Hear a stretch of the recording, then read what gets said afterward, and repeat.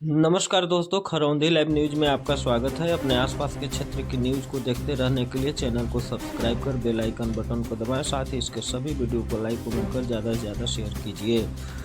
नीतीश कुमार ने आखिरकार सीएम पद से इस्तीफा दे दिया। अब एक बार फिर वो एनडीए में शामिल होंगे और बीजेपी के समर्थन में सरकार बनाएंगे। बिहार की सियासत में एक बार फिर बड़ा उलटफेर देखने को मिला। नीतीश कुमार ने आज सीएम पद से इस्तीफा दे दिया। अब नीतीश कुमार भाजपा के साथ मिलकर सरकार बनाएंगे।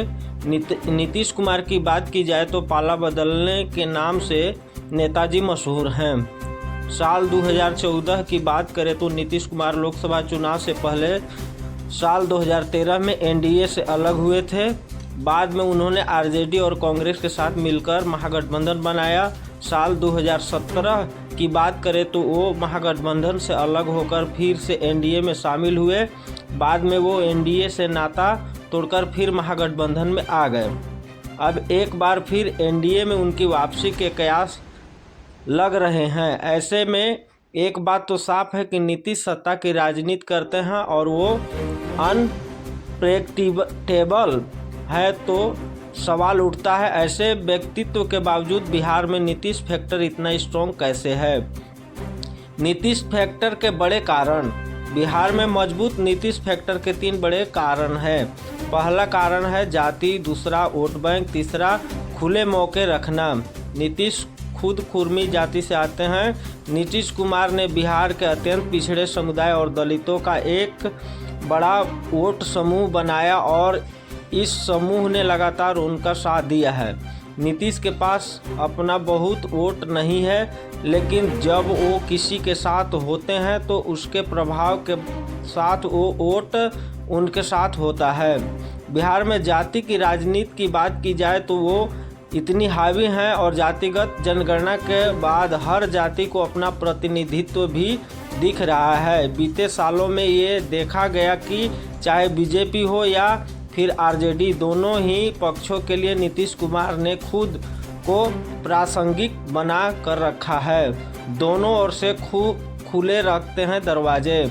जानकार कहते हैं कि बिहार में जब तक कोई दल किसी दूसरे का साथ न ले तब तक सरकार नहीं बना सकता। नीतीश ने दोनों ओर से दरवाजे खुले रखते हैं, राजद के लिए भी और भाजपा के लिए भी। जब उनको राजद के साथ मुश्किल होती है तो वो भाजपा के साथ चले जाते हैं और जब भाजपा के साथ मुश्किल होती है तो वो राजद के साथ चले जाते हैं। एक बार नीतीश के एनडीए में आने से भाजपा को ये फायदा होगा कि अगर वो बिहार में सत्ता में आती है तो लोकसभा चुनाव उसके शासनकाल में होगा, जिसका सीधा फायदा पार्टी को चुनाव में मिल सकता है। दूसरी तरफ ईडी गठबंधन की बात करें तो सूत्रों के अनुसार नीतीश अलायंस से खुश नहीं थे। उनका मानना है कि सीटों पर तालमेल पर काम बहुत धीमी गति से हो रहा है।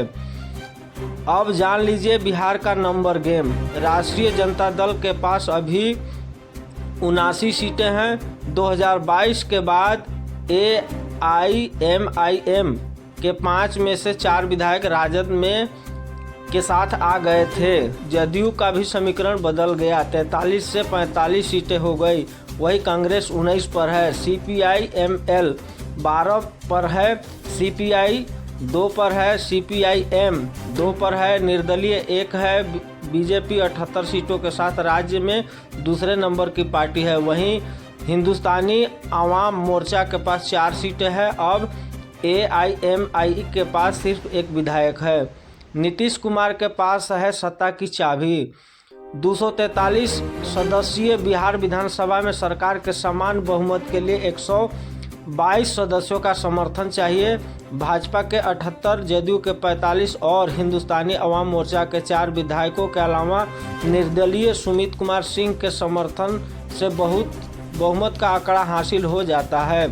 10 अगस्त 2022 से पहले तक नीतीश की सरकार इसी आंकड़े के बल पर चल रही थी।